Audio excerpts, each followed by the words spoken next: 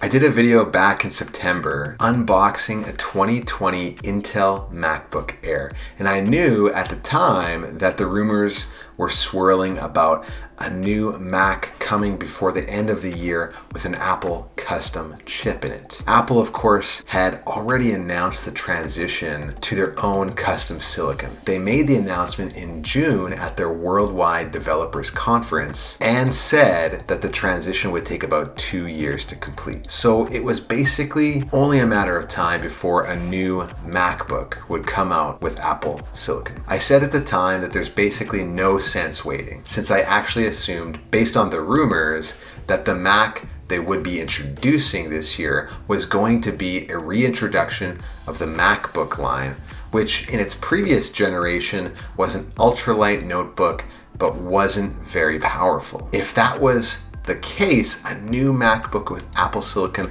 would be very exciting as a proof of concept, but still not the Mac most people should buy. I said that I thought the more capable Macs with Apple's custom chips would be coming in another year or so. Well, now the new MacBook Air, MacBook Pro, and Mac Mini have all been released, and they all have Apple's M1 ARM processor built in. And these new Macs are absolutely laying waste to my previous claims.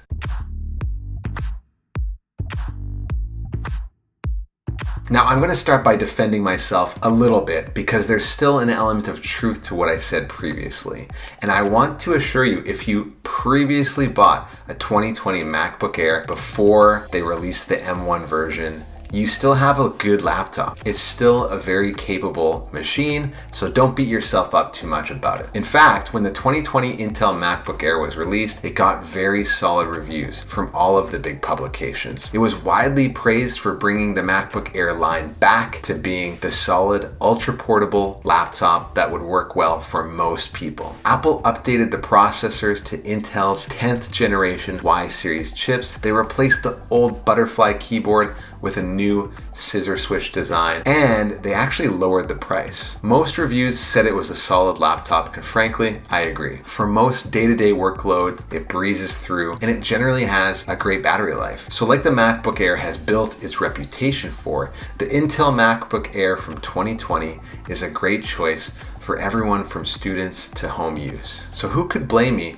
for assuming that it would stand the test of time in terms of being top tier? But just like anything in technology, you must innovate, and Apple knows it's better to out-innovate yourself than let the competition do it. So what makes the new MacBook Air so special? I think a lot of folks assumed that Apple would be able to improve battery life, since the thought was that Apple's chips would consume less power. That alone would have been a compelling update. However, I think people were genuinely surprised that Apple could release such a powerful custom chip. To be fair, there was a lot of skepticism at first. Apple put a bunch of claims and charts up saying that the M1 chip was way more powerful and faster than 95% of laptops or something, but they didn't really claim what they were comparing against exactly, and it wasn't generally helpful information. It was all marketing spin. So in order to tell if Apple could live up to the claims, we had to wait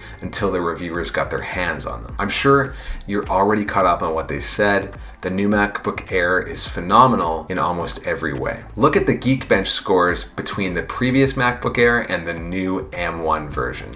The M1 scores 40% higher on single core performance and 31% faster on multi-core performance. Plus, it even scores 10% better than the current Intel version of the MacBook Pro 16-inch. Not only that, but this thing is efficient. Apple claims between 15 hours of wireless web and 18 hours of video playback. Now that would be impressive if it was based on real-world usage, which it's not. In reality, folks are seeing between 8 to 10 hours of heavy workloads, which includes using memory-heavy apps like Chrome, as well as plenty of applications that are not actually optimized for the M1 chip. So that means that real-world battery life should get better over time and closer to Apple's claim. Performance and battery life are the biggest reasons to get the new MacBook Air, and the biggest differentiation between the old and the new. It's safe to say that M1 processor has propelled the MacBook Air into the top spot in terms of ultra portable laptops, which, even if you're not an Apple fan, is great. More competition is good. But if I'm Intel right now, I am probably a little worried. Imagine if more and more ultralight notebooks start putting ARM processors into their systems. That doesn't mean that they're going to be as good as Apple's. In fact, systems like the Microsoft Surface have already had ARM versions. So Apple is not the first here. However, Apple has got a much more tightly integrated system, especially since they have built a custom design with fully integrated memory. But I still believe the industry will work hard to catch up to Apple on this front, and that will likely leave Intel out of the equation. So again, I certainly underestimated how powerful and efficient the new Apple MacBook Air would be,